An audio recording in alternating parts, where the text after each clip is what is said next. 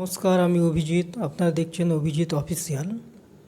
RG Kar medical কলেজে তরুণী ডাক্তারের ধর্ষণ এবং হত্যার প্রতিবাদে আমাদের রাজ্যের সমস্ত জুনিয়র ডাক্তারদের কর্মবিরতি চলছে, এখনও পর্যন্ত চলছে। ওনারা কর্মবিরতি তোলেননি। তো ওনাদের কিছু দাবি ছিল, যেগুলোর সঙ্গে রাজ্যের মুখ্যমন্ত্রীর আলোচনা হয়েছিল। কিছু দাবি মুখ্যমন্ত্রী মেনে নিয়েছেন, মানে রাজ্য সরকার মেনে নিয়েছেন।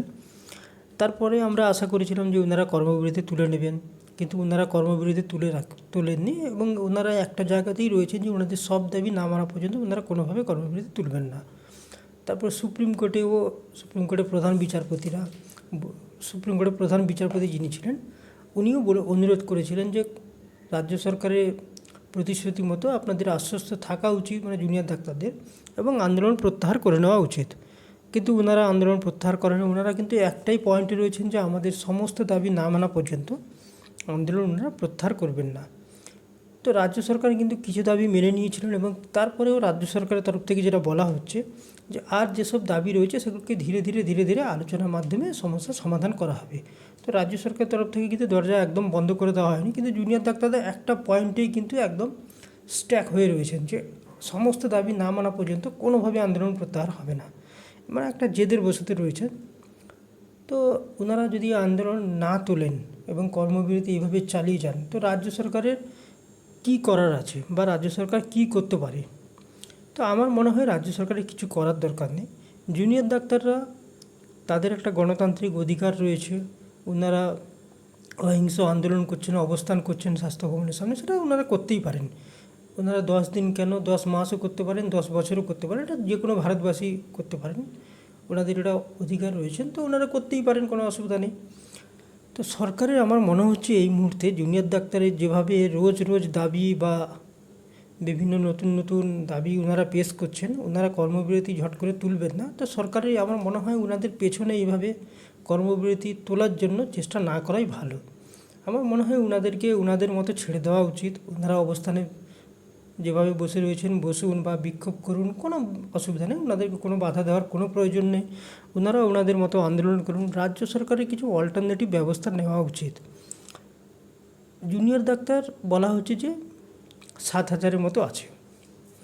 এবার মেন চিকিৎসা কিন্তু সিনিয়র ডাক্তাররা করছেন বা এখনও করছেন।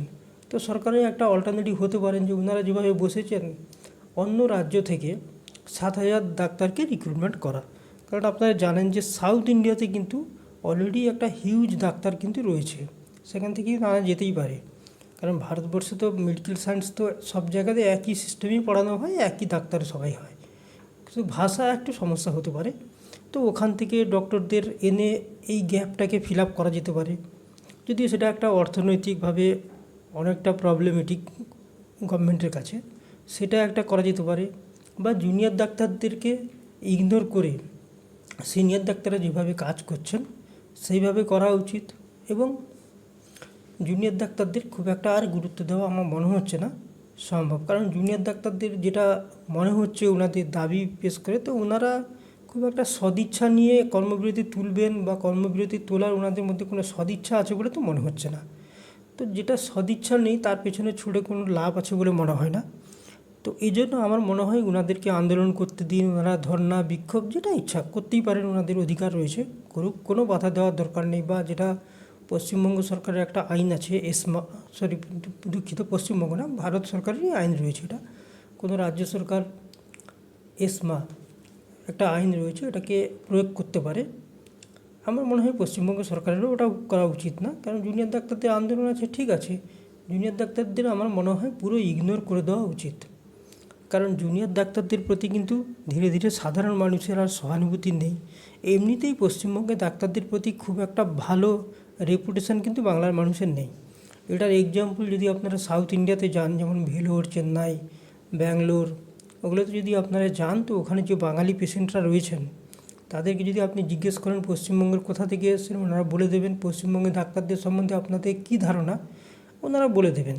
তো এই জুনিয়র ডাক্তারদের প্রতি যে সাধারণ মানুষের বিশাল কিছু আশা রয়েছে এমন নয়। যারা জুনিয়র অবস্থায় এতদিন কর্মবিরতি চালিয়েই যাচ্ছেন এবং দেখা যাচ্ছে যে ওনারা কাজ করতেও আগ্রহী নেই, মানে কর্মবিরতি তুলে কাজ করবে এটাতে ইচ্ছা নেই, যারা এখনও ডাক্তারই হননি, কিন্তু দেখা যাচ্ছে ওনারা বিভিন্ন বাহানায়, যেমন ভেলোর, চেন্নাই, ব্যাঙ্গালোর, ওগুলোতে যদি আপনি জিজ্ঞেস করেন পশ্চিমবঙ্গের কোথা থেকে এসেছেন, ওনারা বলে দেবেন। তো এই জুনিয়র ডাক্তারদের প্রতি যে সাধারণ মানুষের বিশাল কিছু আশা রয়েছে এমন নয়। যারা জুনিয়র অবস্থায় এতদিন কর্মবিরতি চালিয়েই যাচ্ছেন এবং দেখা যাচ্ছে ওনারা বিভিন্ন বাহানায়, কিন্তু দেখা যাচ্ছে ওনারা কর্মবিরতি চালিয়ে যাচ্ছেন। তো ভাবুন ওনারা ডাক্তার হয়ে যাওয়ার পরে কী করবেন, কীভাবে পরিষেবা দেবেন, সেটা তো বোঝাই যাচ্ছে।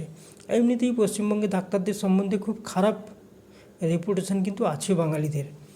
সেই জন্য আপনি যদি দেখেন তো সাউথ ইন্ডিয়ার যত ট্রেন, সেই করমণ্ডল থেকে যশবন্তপুর এক্সপ্রেস আপনি যা দেখেন, বাঙালি পেশেন্টে ভর্তি একদম।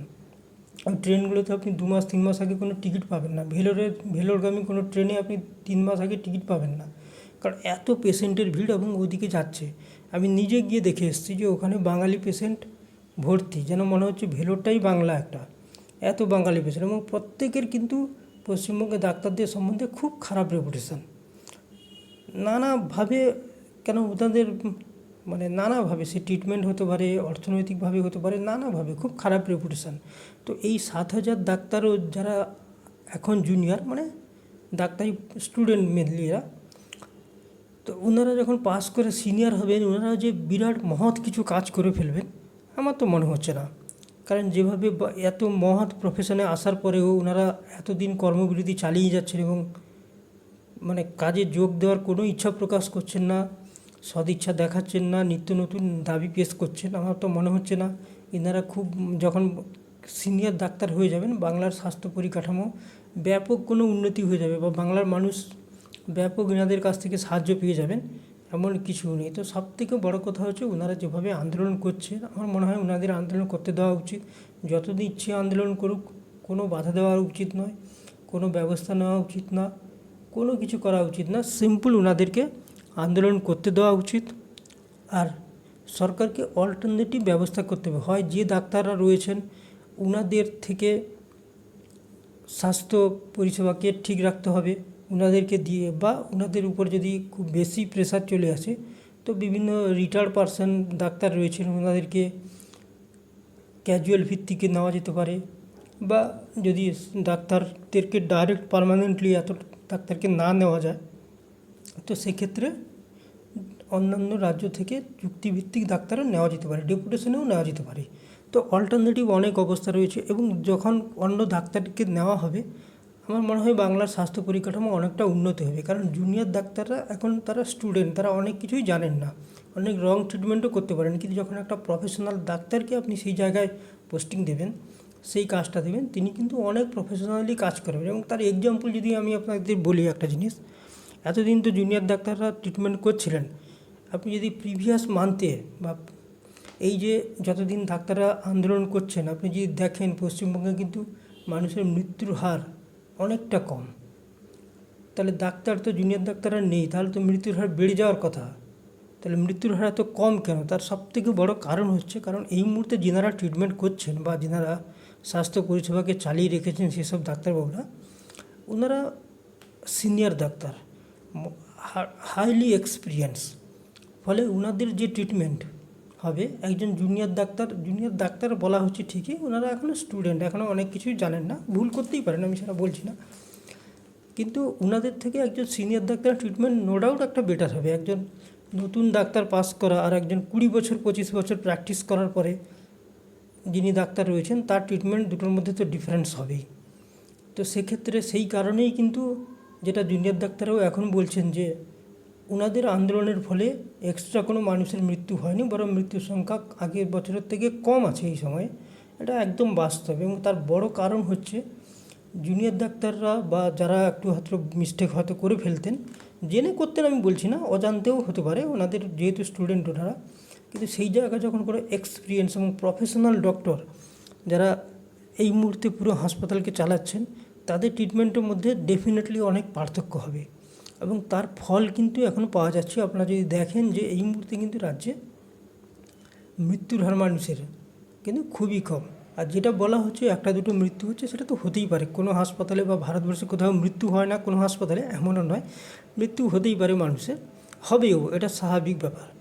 কিন্তু সেই পার্সেন্টেজ কিন্তু অনেকটা কম। তাহলে এই 7,000 ডাক্তার, জুনিয়র ডাক্তার না থাকার ফলে যদি পার্সেন্টেজ কমে যায়, তো সেটা বুঝতেই পারছেন যে যারা সিনিয়র ডক্টররা এই যে কাজ করছেন ওনাদের কিন্তু অবদানের মধ্যে রয়েছে, অবশ্যই স্বীকার করতে হবে।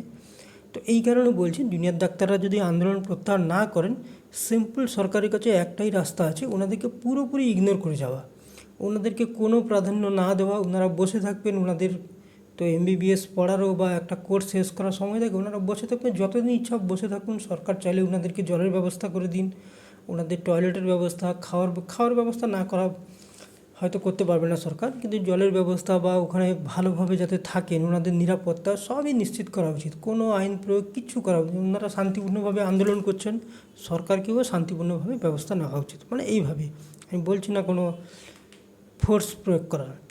তো অল্টারনেটিভ আমার মনে হয় সময় এসে গেছে। জুনিয়র ডাক্তারদের দাবি বা কথাবার্তা শুনে মনে হচ্ছে সরকারকে বা অল্টারনেটিভ রাস্তা ভাবতে হবে। আর তাতে কিন্তু আমার মনে হয় না যে সরকারের রেপুটেশান খারাপ হবে, বরং জুনিয়র ডাক্তারদেরই হয়তো রেপুটেশান খারাপ হয়ে যাবে। কারণ মানুষও বুঝতে পারবে যে সরকার অনেক চেষ্টা করছে, কিন্তু জুনিয়র ডাক্তাররা কোনোভাবে আন্দোলন প্রত্যাহার করছে না। তো সরকারের সামনে অল্টারনেটিভ যে রাস্তা থাকবে সরকার ব্যবস্থা নেবে। তো সেটাই হয়তো আমার মনে হয় ধীরে ধীরে এগিয়ে যাওয়া উচিত। তো দেখা যাক সরকার কী নেয় ব্যবস্থা, বা জুনিয়র ডাক্তাররা কী ব্যবস্থা নেয়। আপনারাও লক্ষ্য রাখুন, আমরাও লক্ষ্য রাখছি। ধন্যবাদ।